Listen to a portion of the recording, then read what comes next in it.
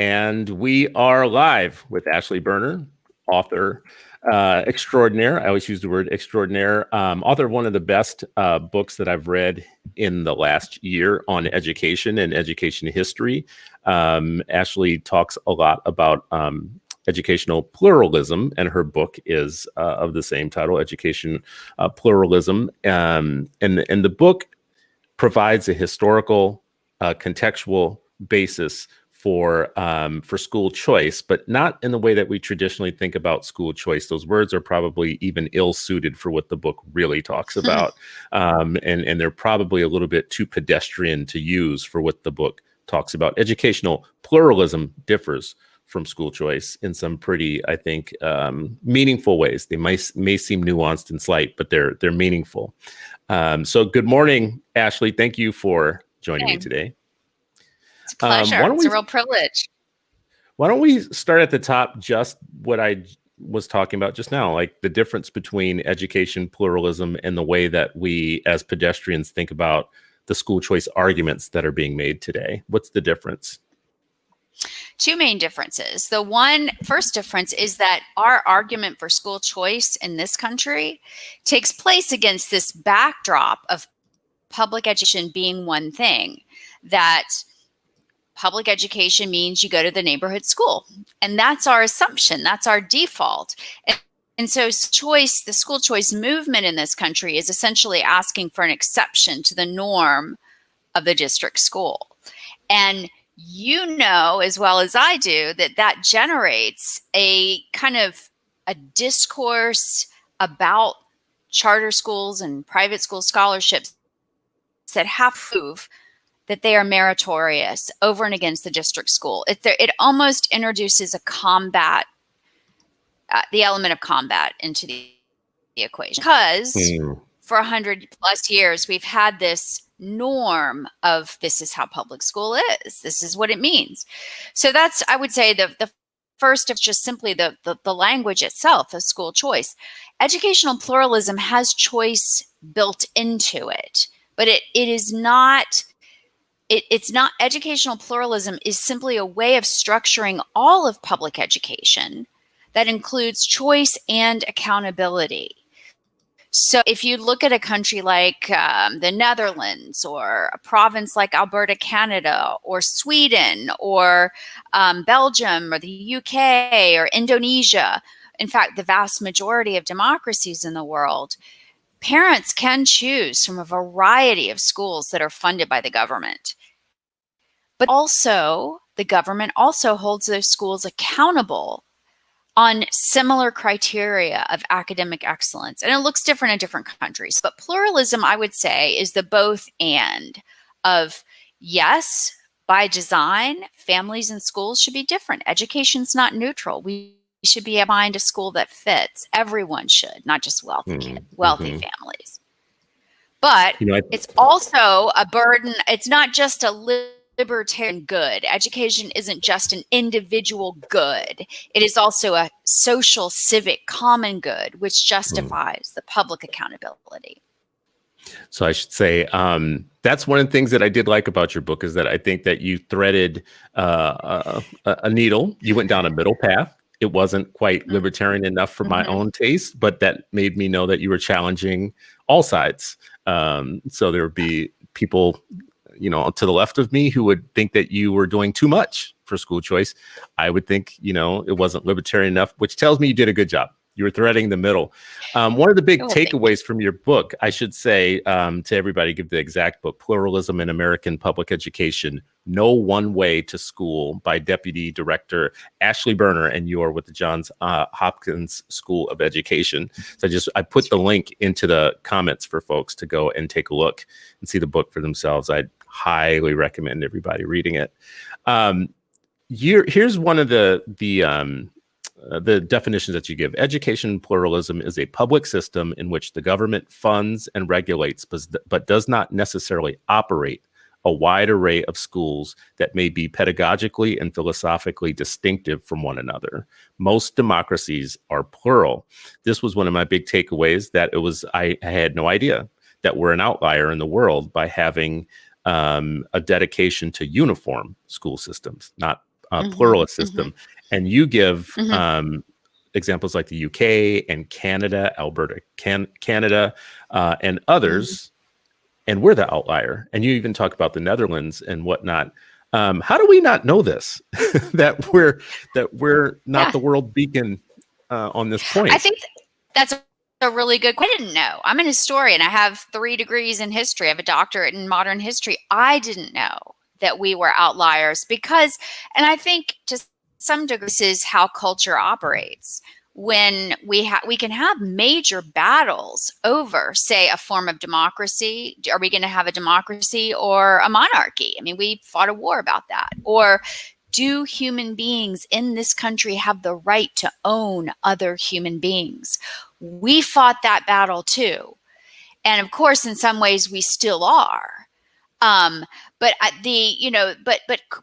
one of the ways culture functions is that over time, ideas that were contested, and by the way, the uniform delivery model was contested in this country. We can talk about that, but we kind of don't know what we don't know. Culture is the sea that we swim in.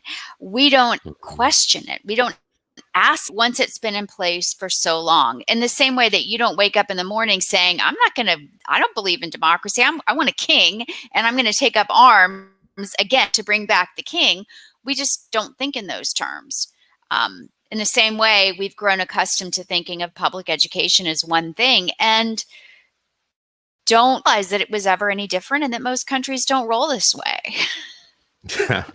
I mean, in reading it, I was like thinking to myself, well, first of all, I said this to you before we started, that it's weird that in 12 years of being in public education, that the one thing that public education doesn't teach you about is the history of public education. So you are you are in a government system that teaches you about government and all the other branches and forms of government, except for the one that is training your brain for 12 years, which I think is interesting. The history that you give, go ahead. I'm sorry. No, you go ahead. Well, I was just going to say, one of the interesting factoids that you give is that we used to be a pluralist, educational pluralist country, and that what interrupted that or stopped it was nativism, anti-immigrant sentiment. That would be interesting for most people to know. I think so too. I think about this all the time, given our current political vitriol that is anti-immigrant, anti-difference, that feels very threatened. So just to the history just a tiny bit. So our country was like most democracies for a long time. Our governments, whether they were, most of the time they were local, kind of county governments or municipal governments, funded a variety of schools that reflected the demography of the area. So you had, in places like, New England, you might have a Congregationalist, even a kind of Unitarian school. Out west, you might have had a mix of Lutheran schools and Protestant schools and so on. This was kind of public education. And when Horace Mann, who was the first Secretary of Education in our country in Massachusetts, started talking uniformity, fell on deaf ears. He did not gain traction around that idea because those Americans who were free and educated, by and large, liked the way things were done. And this kind of individual, variability in how taxes were deployed for schools. Well, that changed in the middle of the 19th century because millions of Catholic immigrants came to this country. And it's hard ourselves back in that position, but the Protestant majority was white, Anglo-Saxon, and very individualist. And they did not believe that Catholics could be good citizens. They really didn't believe. Now, why not? Because, loyalty to a pope who was considered a foreign power. And also, I think fundamentally, the sense of cultural alienation. The Catholics lived and operated in very hierarchical structures of worship. And this is a matter of difference. And so starting from the 1850s, we see this animosity growing on the part of the Unitarian culture that, oh my gosh, we've got to shut down these Catholic schools. Catholics are coming here. And of course, as has been our custom, we're raising taxes to fund Catholic schools. But what if this ruins our country? So there was a nativism that started in the middle of the 19th century and went all the way through World War I, certainly. It was interesting, the kind of bedfellows involved in this. We had the Ku Klux Klan got very much on this bandwagon. We had political parties, the Know Nothing political party that took over legislatures in the middle of the 19th century, and then the Republican Party actually built this notion of a uniform school system through various terminologies into its platform after the Civil War. So we had this very odd grassroots and high-level maneuver to defund Catholic schools and Jewish schools, and in New York City and places like that. So we ended up with this kind of elevation of the district school model, the only legitimate form of public education, and that's been in place for so long. Now, I will say history is full of ironies. The two that I would highlight here: number one, the uniform school systems were actually Protestant. They were not neutral with respect to values. Education can be neutral, but the same legislatures that banned funds for Catholic schools, called sectarian schools, also required Protestant prayers and Protestant Bibles. And of course, cultural majorities don't really see how controlling they are. So that was the one irony. And the Supreme Court rightly secularized the district schools in the 60s. A lot of Protestant evangelicals experienced this as a real sense of loss. Well, the real loss happened a lot earlier if you were a cultural minority. So there's that irony. The other is, however, that Catholics actually have demonstrated the school effect of Catholic education has been unassailably civic formation, academic attainment, far outsized when you control for demographic factors. So far from being a place where sedition was sowed, the Catholic school sector is a model for what happens with a strong school culture and a really, really powerful curriculum. There's so many people that have come up through Catholic schools, both urban and suburban. Catholic schools, both people of color and not, both working class and more wealthy and more. So many people have come through Catholic schools, and many of them are in government. It's weird that there aren't more Catholics beating the drum around this history and talking more about the true history of this. Yeah, it is interesting. Although, our Supreme Court is 50% Jewish, 50% Catholic when you look at the demography. So, we do have but you're right. I mean, even the Supreme Court it has to address what comes before it. That's its role.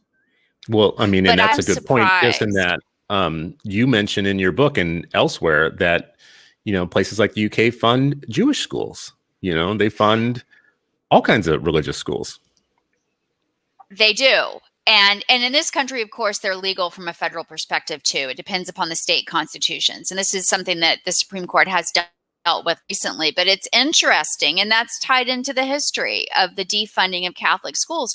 But one of my very good friends and sort of a hero to me, it was the former chief rabbi of the Orthodox community, Rabbi Jonathan Sachs. And during his tenure, he recognized that Jewish day schools weren't enough Jewish day schools for their population.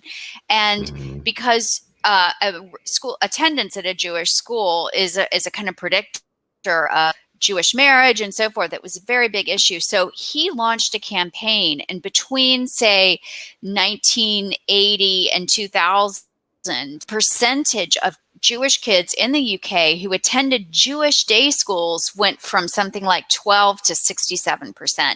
But here's the interesting thing. In the UK at that time, if parents and communities raised 15% of the capital costs of a new school and could demonstrate need, the government pays for 85% of the capital costs and 100% of the ongoing operating costs. Because, and this is par for the course, the Netherlands funds 36 different kinds of schools. Alberta, Canada has Catholic schools, Jewish schools, Islamic schools, and Inuit schools for the First Nations. They also, Canada also funds homeschooling with a stipend. Now, these countries also have common norms that all the schools have to adhere to. For example, they have to teach this sort of national curriculum or provincial curriculum. It can be delivered through different lenses, but all the students have to demonstrate knowledge of the same basic body of knowledge. And this actually, when you look at the PISA data and the OECD's international data, a kind of high quality approach to knowledge building is a common factor in high performing school systems. Some really interesting stuff out there. This is why I'm not a libertarian on this, because I do think it's an appropriate role for public policy today. Whatever your background is, we want you to have access to academic excellence. And of course, we have failed miserably on all fronts in this country, but that's at least the ideal. There's still time for you, Ashely. There's still time. There's still time. We're trying. We're trying. There's still time. We'll get you over to the libertarian side. So listen, you had 5 premises underneath educational pluralism, and I wanted to see if we could quickly go through them. But the first one is education cannot be morally neutral. So the state should fund a wide variety of schools. Tell me about morally neutral. What do you mean education can't be morally neutral? Well, good question. So anyone who's actually taught in a school knows that the way we select material, the way that we design a disciplinary system, vocabulary that we use, all the things that, and this is also important, the things that we don't talk about. All of this is informative for students. And so we can't avoid making normative claims. I'll just give you a very, very brief example of this. In fact, I was just writing a book review on that raises this topic. Most OECD countries require all K-12 students to undertake religion and ethics every year of the K-12 experience. Why? Because it's important democratic knowledge to know what people believe and why. How can you interpret the modern events without understanding this? You have sympathy and empathy for other people. How can you learn from other people if you don't even know what they believe? Well, the United States avoids those conversations, and in fact, it typically avoids even controversial conversations. But what we can't talk about teaches something about that subject matter. It teaches us that it's not important or it's not appropriate for public discourse. And so I guess the point is no element of an educational model that doesn't have selection of some values over others, and if those values are attenuated. And I can give lots of examples from research, but some countries, the countries that are pluralistic, actually assume that schools should make different normative claims, and that in fact this is a really powerful lever for equity. And we know from research that schools with strong normative cultures that say this is how we make sense of success and failure. This is who you are as human beings. It doesn't have to be religious. It can be based on a philosophy. It can be based on secular rationalism. And in fact, pluralistic countries have these. Non-neutrality of education means that there's an element of oppression in government creating, valorizing some kinds of schools over others. So that's the first premise. So the first premise around the moral neutrality Seems like we run afoul of that here in the United States because we are looking for a way to serve a plural population with a singular moral idea, which probably causes us to go to the lowest common denominator, which is not good for anyone. Now that's bad for everybody, right? That's a really good way to put it. I mean, I think there are different ways to deal with plural populations. Either you, and this was the nativist dream, was to create not just a uniform structure, but the uniform structure and content was meant to homogenize the American population, at least in terms of public discourse. It is certainly a legitimate way to structure public education. I don't mean to delegitimate that delivery model, but the fact is that very few countries chose that model over the embrace of deep difference in its structure. You know, that's an interesting point. You're a historian. So when you look at Horace Mann and the reason that he's pushing for a common school, and then you look at the KKK and the others, the reason why they're pushing for a common school, both of them kind of share. There's a nexus in their belief that we have to create sausage out of a lot of different loose meats, right? Like we've got to put all of these dispersed Americans through one door and have them come out as a homogenous people, a common people. And today, deep defenders of traditional public education actually see that as a good. Like it's a good that we Americanize. I hear Diane Ravitch say this is one of the great promises of a uniform common system is that dispersed peoples, come out as one thing. How did you find anything in the literature about that uneasy nexus between what Horace Mann was pushing and him thinking of himself as a progressive, and he's being supported, his same ideas being supported by people who couldn't be less progressive? No, absolutely. I mean, well, I found it deeply ironic, obviously, that, you've got the Ku Klux Klan firebombing Catholic neighborhoods and making common cause with the post-Civil War Republican Party. I mean, it's fairly unbelievable bedfellows that this anti-immigrant, anti-difference, movement accomplished. But I do think we can't shy away from this concern of social cohesion. I mean, it is part of what public education in a democracy must do, or try to do, is to prepare the next generation to be good citizens. And that means having access to a certain body of knowledge. And it also means having a certain temperament towards people who are different. And I don't think there's any to structure public education that solves that tension of similitude and variability perfectly. There's no system that does that perfectly. I think the way that a plural structure tries to bring all different kinds of people into this same conversation is through the curriculum, sometimes through policies that allow, require, say, language learners to not be more than a certain percentage of a classroom, for example, so that you're integrating.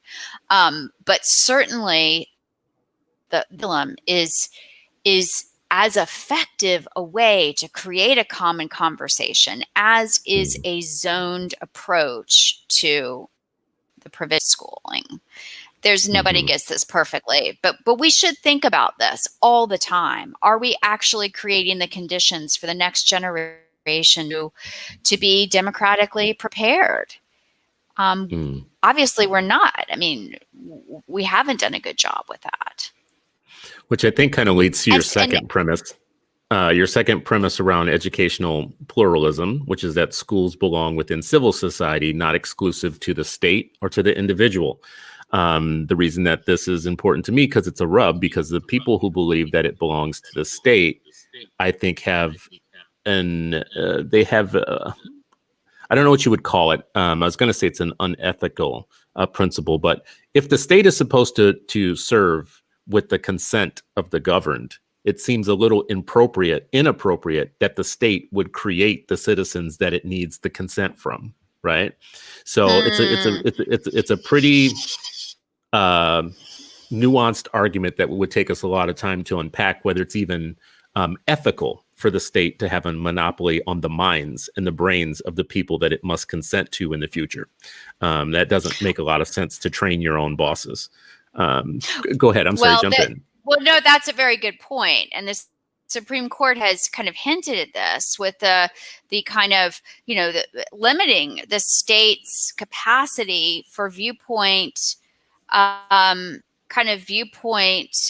control. I mean, this was when you look at some of the early Supreme Court cases on, say, the Jehovah's Witnesses, who did not want to pledge allegiance to the flag, and won before the Supreme Court because, as the Supreme Court said, the freedom to differ cannot engage with simply trivial issues. It has to go all the way down. So how can we for deep differences of even in how we interpret democracy? That's a very good question. It's a nuance that you're raising. And on the that's on the state side, but you also say that schools do not belong specifically to the individual either. They belong in civil society. So what's the rub there? Right. So all political theory has to figure out there are three big buckets. There's the individual and kind of individual families. There's the state, which is the coercive, but in a democracy representative voice. And then you have in the middle all of the voluntary organizations, the church, the synagogue, the Elks Club, the bowling leagues, these things. And the premise of pluralism is that education belongs right there in the middle, that it should be answerable. It should answer to state in some ways, and answer to and be responsive to individual families and individuals on the other, but that it doesn't exclusively in either sphere. So the argument for pluralism in civil society is, and this is what I would say to the libertarian side, unlike other goods and purchases and interchanges, education of children doesn't just affect those children. So it should matter to me that your children know how to read, how to write, how the government works, what international geography looks like.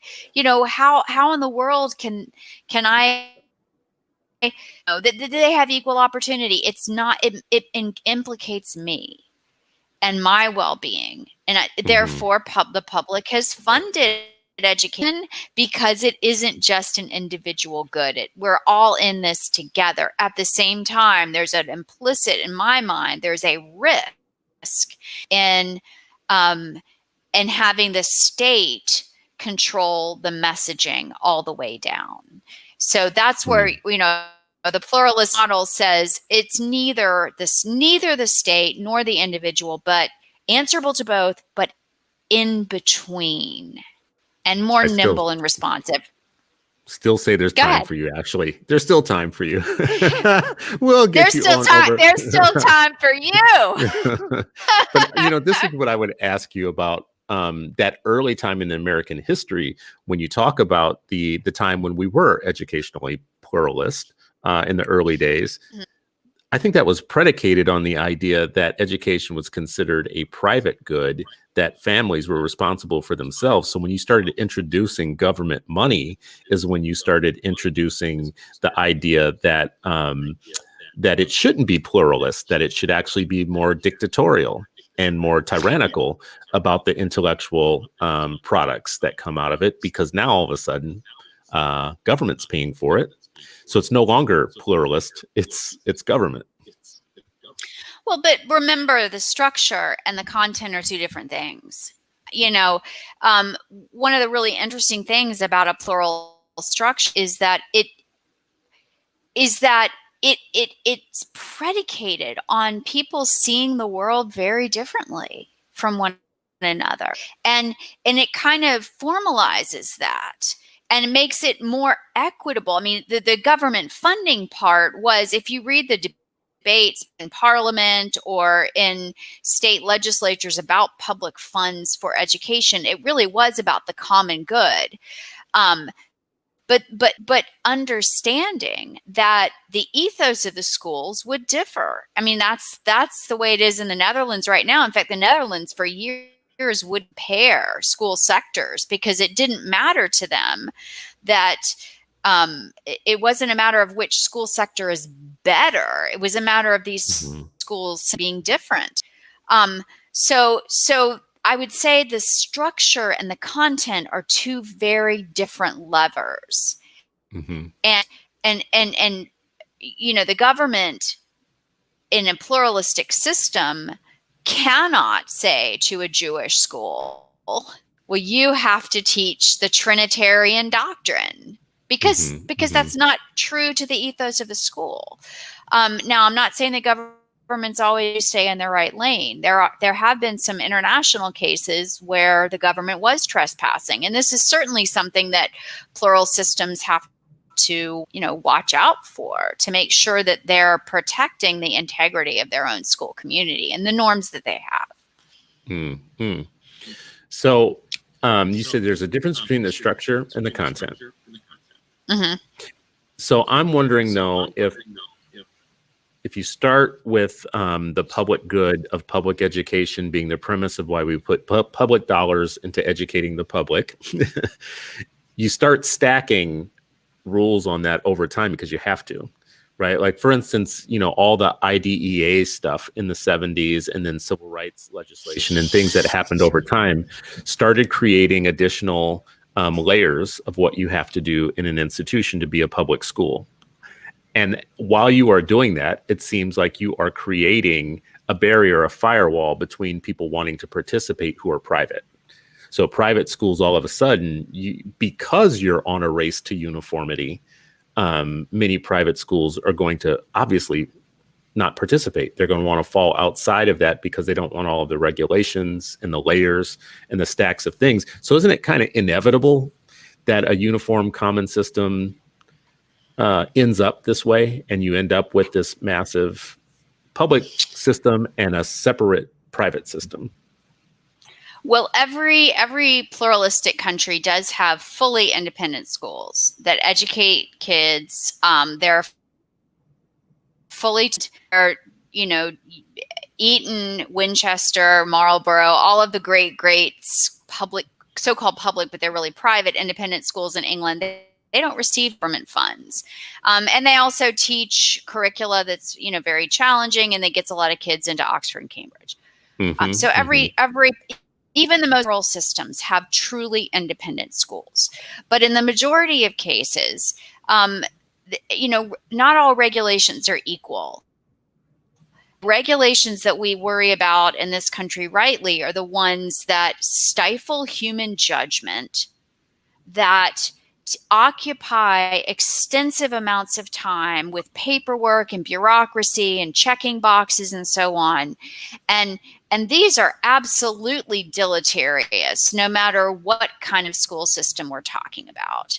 I think, you know, by comparison, the way they judge school quality in the UK with these site inspections that are agnostic as to sector, they're also robust and multifaceted, and the state tries not to actually be diminishing schools' effectiveness. They don't always do it, but they have a pretty good track record.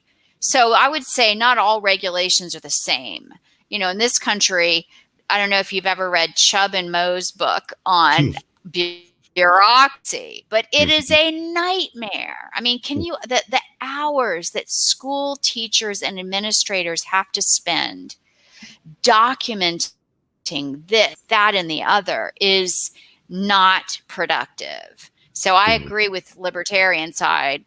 Those kinds of regulations are really should be off the map. I'm more concerned about simple assurance that there's a high quality curriculum in place, high quality, you know, instruction that's going on. I'm not very interested in all the other kind of ancillary regs and concerns. You know, I think we should get to quality. As a matter of fact, those, yeah. Because Go ahead. that's what a lot of people would be concerned about. Well, like if you've said in your talks, it's not a free for all. There is a thing about accountability and quality. It's not completely libertarian. But before we get there, as a historian, I want to ask you again, as you're researching and you're looking at the literature, is it surprising you at all that countries that are in a lot of ways considered socialist or more socialist have this more free liberal thinking around education, and a country like ours that is supposed to be so much about freedom and liberty and the individual has a much more communist sense of like what the schools should be? Does that surprise you as a historian going through the literature? Well, it's interesting. I mean, yeah, it's surprising in that, the formation of social structures like public education operate sometimes completely disconnected from the other norms and values that we have. So, the history of the development of educational pluralism or educational uniformity is its own thing. Sure, it draws on what's happening in other spheres, but it is, it is surprising. It is one of the great and when you look, I mean, the United States and our structure is an outlier relative to our democratic peers. But even when you look at the state delivery of education in our country compared to the relative freedom that we have, say public housing vouchers, low-income families can take a public housing voucher and go where they want to go. You can get low-income families get funds for food, their SNAP allocation, and we don't tell them where they have to go to buy food. We don't regulate their choices in that way, even in the public sphere. And yet, as a matter of fact, we would tell them many people would say it's illiberal to even suggest that we should tell them where they can buy food and what foods they can buy. Exactly. Yeah. And yet we tell low-income families, sorry, you have to go here. And if you want another option, you are out of luck. And, it is striking that even in our public space, we try to honor individuals' own opinions about how their lives should look with housing, with food and so forth, but not with education. It is anomalous in that way. It's weird, is what it really is. I mean, well, it's weird and it's damaging. It's damaging. Yeah. It's inequitable. Yeah. And it's for the people who say that they care so much about inequities. This is one where you're creating the inequities from the get-go. Having residentially assigned schools that put everybody into a building based upon where they live, for instance, which is the blueprint of American public education everywhere, is the first flaw or a design principle within the system that ensures it's going to be inequitable. Absolutely. It ensures it. It ensures it. And, I don't respect the people who say, those of us who have means need to enroll our kids in the district school because that's the only way to save it. You had a choice to do that. Why don't you talk to people who don't have those options, who can't say, yes, I could live in Westchester County instead of enrolling my kid in the Bronx, but I'm going to choose to enroll my child in the Bronx. Very different from somebody who couldn't choose something outside of the Bronx.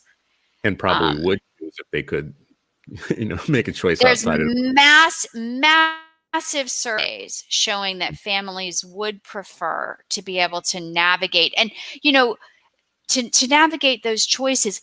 Several things are very about what parents want. Number one, as parents become more engaged in, high quality education, they want it. They want more of it. The studies demonstrate this. They also want to be able to choose from high quality options. It is not choice. It's not meaningful choice. Even if you're able to choose. So in Baltimore, middle school and up have to choose their school within the district system. If they're not all high quality, it just compounds the problem. Not to mention that you can't get across town if you don't have a viable transportation system. These things matter too. And actually, that's one of the things I say is that, in the policy space, what we can do is, even if we disagree about the structure, we can actually work towards goods that apply to all school sectors. Like transportation, making it equitable, high quality instrument and curriculum, making that as good as it can be, and so on. Yeah, so it seems like the thing that should be public about the education should be the supports, like the resources to make education work in different contextual settings, whether it's a Jewish school or that's right. Or whatever. Yeah. So which leads to your third premise, which to me seems like the most obvious of all of them, but in some ways becomes the most classist and the most problematic in this discussion, which is third premise: all families should have options for their children. Some people who defend the traditional system will say families do have choices. You have magnet schools. Now you have charter schools, which everybody's trying to kill. You have various forms of like alternative schools that are funded by the public and by the district.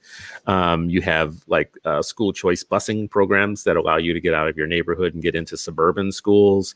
You have dual enrollment. I'm sure I'm going to miss some forms, but basically what they would say is you do have a robust system of choices in the regular system. And if you want other options, pay for it. That's kind of the response that they give you. So your third premise is that families should have options. The argument back from the system would be they do have options right now. I would say that they don't have adequate options that are equitable. But what would you say about this point that needs to be heard about families should have options? That's more than just the tagline there, that they should have options. System says you do have options. Right. So I think it is true that compared to 30 years ago, the district school norm of residential zoned schooling, that is being shaken up. Many different reasons. Magnet schools existed for that reason. We do have, internal district choice in a lot of districts. But I think that I don't want to, ignore that. Yes, sure, we do have more choices in some places. Let's not forget that as soon as we move outside of the realm of district choice, we face sometimes at the classroom level in places like New York, we face this kind of zero-sum game approach that's not generous of spirit towards the wide variety of schools that people might want. Why should we be satisfied with, choosing with low-income families not having the kinds of meaningful choices that wealthy families have? It's not just a matter of school funding. That's actually the argument I hear most of the time, which is, well, if we just funded district schools at higher rates, all the schools would be excellent. Nobody would want to go anywhere else, and this whole problem would go away. But I really don't think that it comes close to the issue. It's not just a matter of the funding of the schools. Even the best funded district school is not going to be the right place for all children. And not just about religion. It can be based on pedagogical preferences or the size of the school or the specialties that they have. And so why limit choices? Why not open windows to choices? And why contest so fiercely? Why do we have, I know I'm being rhetorical here. There are obviously political. There are political and monetary reasons why we fight about this. And I don't mean to pretend that there's not, but I think the goal for me would be what they have in the UK, where they don't even compare school by sector. They don't even say, yeah, we all know that those Anglican schools are superior with test results. No, there are approaches. Look, there's room for everybody. Research is trying to help every kind of school. It's agnostic with school sector. Every now and then you get folks from the Humanist Society who argue that we shouldn't be funding religious schools, but it doesn't get off the ground. So, and that's probably because there's so many people that are enjoying their personalized kind of school that fits their own values that it'd be hard to take it away from them now. In the United States, we're used to it. Our parents are habituated not to do this. Takes a lot of courage if you're a parent in a public housing project to say, this isn't what I want for my child, and I'm going to fight for it. Without the resources, the support, the voice.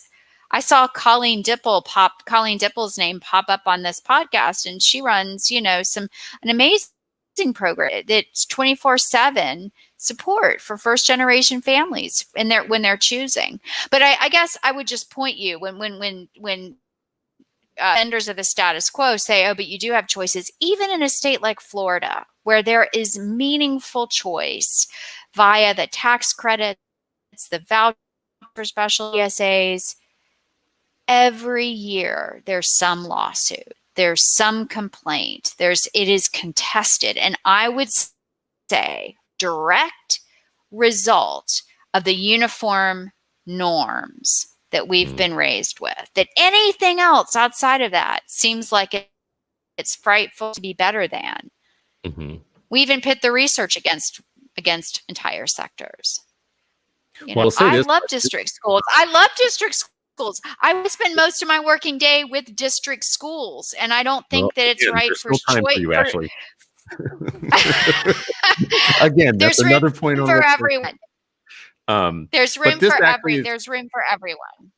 This leads into your fourth premise, right? Which I think actually is where we start having some real trouble. So your fourth premise is education is not merely an individual good, but also a common good.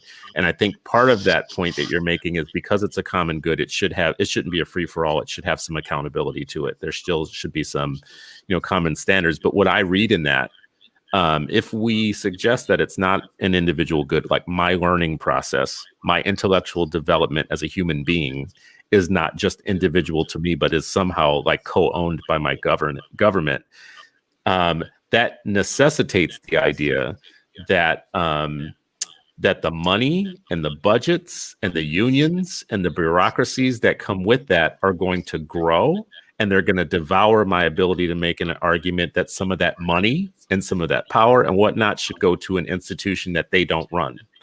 And this is why you will see in places like Florida and elsewhere where there are very well-funded lawsuits constantly.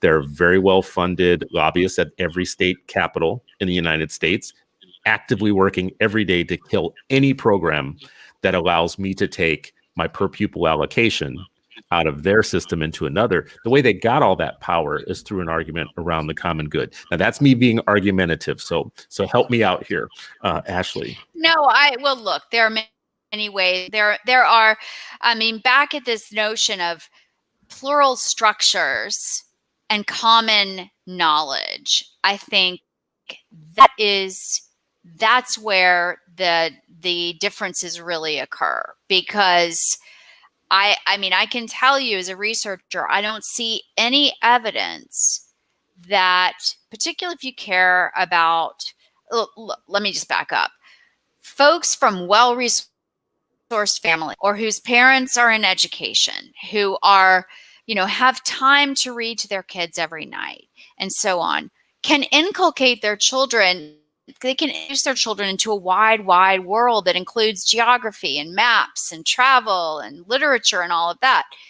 But if those part of the norm of what happens in schools, then we will perpetuate the achievement gaps, no matter what kind of structure you have.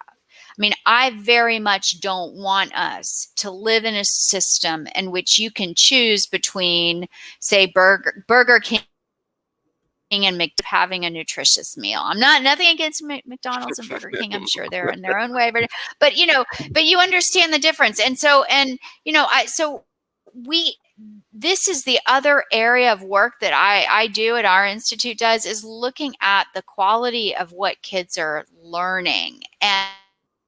And that's a whole other history. Actually, Diane Ravitch is really great on this issue. Her book about the curriculum, the liberal curriculum and the loss, is fantastic. It's called Left Back. But let me just very quickly, because I know well, for the record, I gotta say, for the record, she denounced that work. So let's just be clear about the record here. Left Back is a book that many people, I think, actually enjoyed before Diane informed the world that 90% of her career was wrong. So and I'm not saying that. I didn't realize that she announced that specifically. I knew that she had renounced her education reform work, but I didn't realize she did. Well, that now I've got to stop citing her and praising her. Well, no. I mean, actually, to be fair, you're probably being fairer than I am. You're being much fairer than I am. So. I don't know. But this is actually another really important issue. So many countries, when they started to democratize education, when they started to fund, not just elementary school, but secondary schools and so forth, the approach was, we're going to democratize the liberal arts curriculum. So learning about Greece and Rome and Athens, and learning about where China is and all of those things. This was, and really reading great literature and memorizing great poems, things like this, that was democratizing the liberal arts curriculum. And really great school systems still do that. I just got off of a panel with the government, with the education Ministry of Education in Alberta, Canada, looking at their curriculum.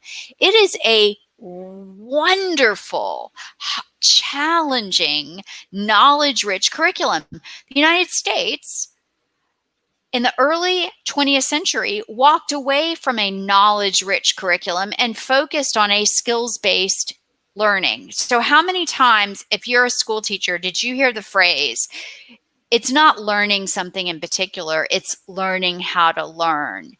And this focus on process, this focus on skills over meaningful content, that is deleterious to educational outcomes. In particular, wherever it's in place, it has led to a deepening of the achievement gap. And this is something that a lot of finally people are paying attention to. Don Hirsch wrote about it years ago. What happens with this skills-based. Natalie Wexler recently wrote a book that popularizes his work and some of the work of Dan Willingham, and showing about the stickiness of knowledge. The more you know, the more you can know. This is why a skills-based kind of individualist approach to the curriculum is limited, particularly for first-generation families. Isn't doesn't that come out of the common good thinking, though, that like, if my learning is not about me gaining knowledge and developing my world fund of information as a human being, I have intellectual development, so that has to be part of it, and it's personal. If it becomes about what the nation needs, the reason we're skills based in a lot of ways is because we were trying to fight Russia for years, and we needed good citizens, and we needed good industrial workers and good scientists and whatever. So we were very, skillsy. That's with respect, that's an anachronistic argument. This battle was fought well before even the First World War. It was in place that knowledge itself was oppressive, and that valorizing what the individual child was interested in had to go all the way down through education. Now, of course, I do think that a good, and this is the pedagogy, not just the content, is meant to develop your individual judgment all the way down, But there's no evidence that an ad hoc, what am I interested in as an individual, and I develop the skills in that one area, there's no evidence that actually produces good outcomes. It may I mean, it's like the John Dewey model, John Dewey's approach of, project-based learning and, individualism, the cultivation of individualism in the classroom. That's just fine for the professor's kids that he was working with. If you want to read a book that will light your hair on fire, read Saul Stern's book about education as a civil rights. It is, what the consequences of what we're taught in schools in the Bronx and, schools on the border with Mexico is just to under-teach, under-challenge, to not require, and to settle for finding the main idea when you're dealing with Hamlet. How can you develop thinking, reasoning beings who haven't been exposed to the rich questions of the human experience? That's what a liberal arts education does for you. We haven't had that in place in the K-12 system in more than 100 years. Well, by contrast, we should get to your fifth premise here, but I will say everything you just said totally rings true to me, but definitely comes out of the common good part of these arguments that we have. The supporting the common good is an oppressive central idea in ways that we can't unpack right now. But the one way I will say it is the reason that we get regulated, bureaucratized, industrialized, unionized, and standardized schools is because to make things common over time, the first year you wanted to make something common, no problem. By year 10 of trying to make something common, you've got a whole set of kind of prohibitors in there. And by about year 50 and year 100, now you've just compounded over time the need to make things common in a way that leads to bureaucracy and unionization and standardization. I mean, listen, you start a school district today. It doesn't have to. It doesn't have to. It doesn't have to. You're saying it doesn't have to go that way. It's not inevitable. It's not inevitable. It is not inevitable. You would say it's though we did it that way versus the rest of the world. We did it that way. Yeah. We did it that way. And when you think about, uniform delivery, of course it's going to be layered on. And once you have adults in the system who themselves were not given kind of rich engagement with great materials, then even more incumbent to have a checkbox approach and lowest common denominator. It doesn't have to be this way. Yeah, I see Corey DeAngelis chimed in, but it does because that's how government works. So listen, let's wrap this up. I do think the state's ideological control needs to be de minimis. Well, I would say the thing that it can't be disaggregated. One of the clear things I got out of your book, out of like trying to say, what does this mean for me? Where the real point of change is, like what the real lever is. The uniform system in state constitutions would be, to me, a great place to start. Because it's a very dangerous, damaging word that has downstream effects of everything else. So if you really remove this idea around a uniform system, we might be. So when I hear people talk about, like, especially educators in the traditional system who call themselves abolitionists now, which is something I've been talking about for a while, and you ask them, okay, well, great, abolitionists want to abolish something. What exactly do you want to abolish? And what they want to abolish is the competition, which to me is always really funny. They don't want to abolish the system that is doing harm right now, and the one that pays them and pays their pensions. They want to abolish the competition.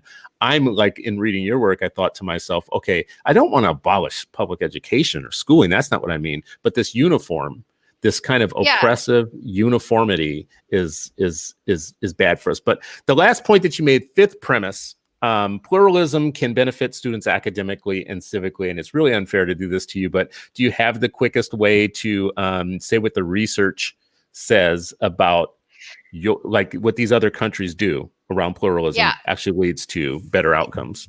Yep. Schools that have distinctive missions and distinctive ethos have an independent, positive, long-term effect on student outcomes. And not just the outcomes of academic attainment, but also outcomes that we want to see, like, do you have the capacity to engage in public discourse and to tolerate the opinion of those with whom you disagree? Do you even practically, do you have friends of different races? All of these things, in this way, schools with distinctive, very different views about the world have an outsized positive independent effect on these things. So that's one side of the equation that I think we haven't taken seriously enough.